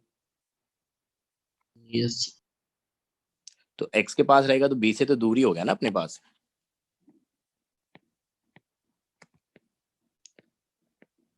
तो कुछ भी हो, इन दोनों के इलेक्ट्रोनेगेटिविटी अलग, ए की ज्यादा है तो रिलेटिवली ए के ज्यादा पास रहेगा। फिर एक्स को अगर तुम इंक्लूड करोगे तो थोड़ा रिजल्ट सेम आएगा, बस तुमको सोचना ज्यादा पड़ जाएगा, तो इसलिए अपन एक्स को इंक्लूड ही नहीं करना चाह रहे। यस हाँ तो ये था अपने पास, बाकी तुमने सोचा सही है, उसमें गलत नहीं है कुछ।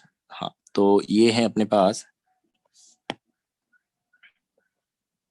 हाँ तो ये अपन बोल रहे थे कि अपने पास क्या हो गया कि बी का इलेक्ट्रोनेगेटिविटी कम है तो इलेक्ट्रॉन्स जो है बी से दूर रहेंगे और ए के जो है अपने पास पास रहेंगे। तो ए के अगर पास है तो वहां पे इलेक्ट्रॉन्स की भी रिपल्सन ज्यादा है, तो एक दूसरे से ज्यादा सेपरेट होकर रहेंगे। तो बॉन्ड एंगल यहाँ पे θ1 है, यहाँ पे अगर θ2 है तो अपने पास जो θ1 है ये ज्यादा रहेगा एज कम्पेयर टू θ2। मतलब जहां पे सेंट्रल एटम का इलेक्ट्रोनेगेटिविटी ज्यादा आएगा वहां पे बॉन्ड एंगल भी अपने पास ज्यादा आएगा, डेट इज θ1। ये क्लियर है क्या अभी?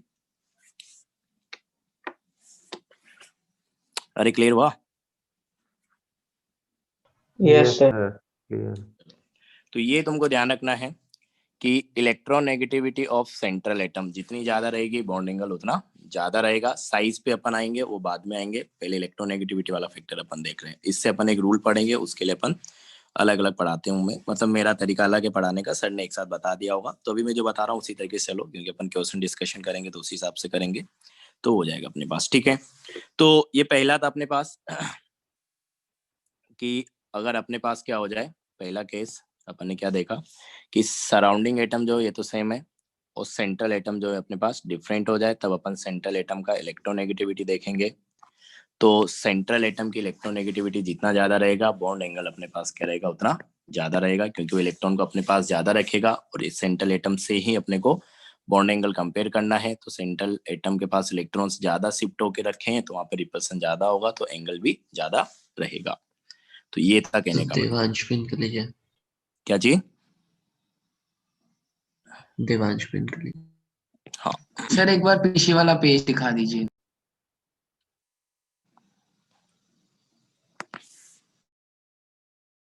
एक मिनट, क्या बोल रहे हो? पीछे वाला पेज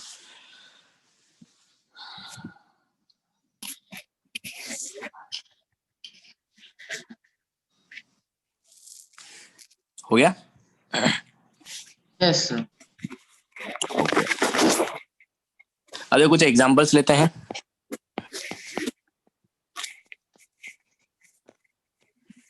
तो इसमें देखो अपने पास, म्यूट कर लो आवाज आ रही कहीं से। हाँ तो पहला अपने पास मान लो कि PI3 ASI3, तो PI3 ASI3 और SBI3 ये अपने पास है। तो वही अपन निकालेंगे। यहाँ पे सेंट्रल एटम फॉस्फोरस होगा, यहाँ पे आर्सेनिक हो गया और यहाँ पे एंटीमनी हो गया। सब अपने पास क्या है, नाइट्रोजन फैमिली से बिलोंग कर रहे हैं, तो अपने पास वैलेंस इलेक्ट्रॉन आ जाएंगे कितने, Yes. 5। तो 5 वैलेंस इलेक्ट्रॉन है और सब में, अच्छा इसको तो जनरल भी बना सकते हो तुम कि सब नाइट्रोजन फैमिली से हैं, तो सब में एक जैसा स्ट्रक्चर आएगा। तो अपने पास जो है कि 5 वैलेंस इलेक्ट्रॉन हो गए और हेलोजन अपने पास है आयोडीन जो कि सराउंडिंग एटम है, तो सिंगल बॉन्ड से कनेक्ट होगा, तो तीनों में सिंगल बॉन्ड से ही कनेक्ट होगा और 2 इलेक्ट्रॉन बच जाएंगे, मतलब एक लोन पेयर। तो अभी फॉस्फोरस है तो इसमें आर्सेनिक आ जाएगा, इसमें अपने पास एंटीमनी आ जाएगा, लेकिन रहेगा तो सेम ही, 5 वैलेंस इलेक्ट्रॉन, 3 आयोडीन कनेक्ट हो जाएंगे सिंगल बॉन्ड से और एक अपने पास आ जाएगा क्या, लोन पेयर। तो अपने पास एक तरीके से क्या होगा, 3 तो हो गए सिग्मा बॉन्ड, एक हो गया अपने पास लोन पेयर, तो हाइब्रिडाइजेशन अपने पास आ जाएगा sp3 क्योंकि स्टेरिक नंबर आएगा 4। तो 3+1 स्टेरिक नंबर 4, हाइब्रिडाइजेशन अपने पास sp3। तो हाइब्रिडाइजेशन sp3 है, उसमें अपने पास एक लोन पेयर आएगा, तो सब में यही होगा कि एक लोन पेयर और अपने पास sp3 हाइब्रिडाइजेशन, तो पिरामिडल शेप आ जाएगा इसका। इसी तरीके से आर्सेनिक में बात करोगे तो अपने पास ये एक लोन पेयर और 3 अपने पास आयोडीन इस तरीके से, और उसमें भी अपने पास sb, तो एक लोन पेयर और 3 आयोडीन अपने पास इस तरीके से। ठीक है, तो अब अपन वही देखेंगे कि यहाँ पे अपने पास क्या है, हाइब्रिडाइजेशन देखा सबसे पहला फैक्टर, वो तीनों में सेम है, सर ये लोन पेयर को गोले में ना करें तो कोई दिक्कत है क्या उससे? क्या चीज? सर जो लोन पेयर है उसको गोले में ना करें तो कोई दिक्कत है? नहीं नहीं, वैसे भी दिखा देते हो तुम, कोई दिक्कत नहीं है, सिर्फ 2 डॉट बना दो 2 इलेक्ट्रॉन के लिए। तो पहला फैक्टर हाइब्रिडाइजेशन वो सेम हो गया सबके लिए। Yes, sir. दूसरा फैक्टर लोन पेयर वो भी सब पे सेम हो गया। अब अपन देखेंगे कि सराउंडिंग एटम अलग है या सेंट्रल एटम अलग है। तो यहाँ पे देख सकते हो सेंट्रल एटम सब में Central atom. अलग है और सराउंडिंग एटम सेम है। तो अपन ने देखा था कि सेंट्रल एटम की इलेक्ट्रोनेगेटिविटी देखेंगे तो अपने को पता है कि जब अपन एक ग्रुप में बात करते हैं, nitrogen, phosphorus, arsenic, antimony and bismuth, तो डाउन द ग्रुप जाने पे क्या होता है, इलेक्ट्रोनेगेटिविटी Decrease होती डिक्रीज है. डिक्रीज करती है। तो यहाँ पे अपने पास क्या रहेगा, फॉस्फोरस का इलेक्ट्रोनेगेटिविटी सबसे ज्यादा रहेगा और जो ये एंटीमनी है इसका सबसे कम रहेगा। तो जिसका इलेक्ट्रोनेगेटिविटी ज्यादा रहेगा वहाँ पे बॉन्ड एंगल भी ज्यादा आएगा। तो इस तरीके से अपने पास sir bond angle decreasing order में होगा, डिक्रीजिंग ऑर्डर में होगा, बिल्कुल डिक्रीजिंग ऑर्डर में होगा इस तरीके से। ठीक है, तो ये हो गया अपने पास। तो ये हाइब्रिडेशन चेक किया, वो भी सब में sp3 आया, लोन पेयर चेक किया, वो भी सब में 1 आ गया। तो अपन ने फिर इलेक्ट्रोनेगेटिविटी के हिसाब से बताया सेंट्रल एटम का इलेक्ट्रोनेगेटिविटी, जितना ज्यादा इलेक्ट्रोनेगेटिविटी सेंट्रल एटम का उतना ज्यादा बॉन्ड एंगल रहेगा। कुछ एग्जांपल्स और लेते हैं, उसी से अपन ड्रेगो रूल पढ़ेंगे। ड्रेगो रूल नहीं पढ़ा है ना तुमको? पढ़ा दिए सर। हाँ दिया था सर, फिर से रिवाइज करा दीजिए सर, रिवाइज हो जाएगा, ठीक ही है। हाँ रिवाइज करा देंगे। तो NH3 PH3 AsH3 और SbH3 इसी तरीके से अपने पास H2O H2S H2Se and H2Te।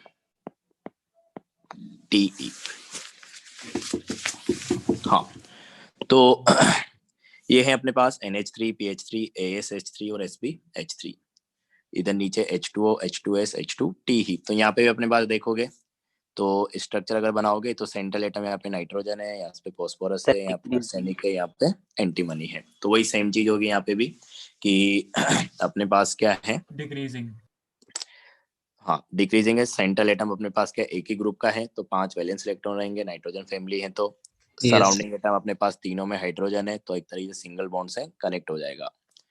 तो सिंगल बॉन्ड से कनेक्ट हो गया तो अपने पास एक तरीके से ऐसे ये देखो कि नाइट्रोजन हो गया, इसके पास अपने पास 5 वैलेंस इलेक्ट्रॉन है, तो 3 हाइड्रोजन अपने पास सिंगल बॉन्ड से कनेक्ट हो जाएंगे क्योंकि हाइड्रोजन जो है सिंगल बॉन्ड से कनेक्ट होता है।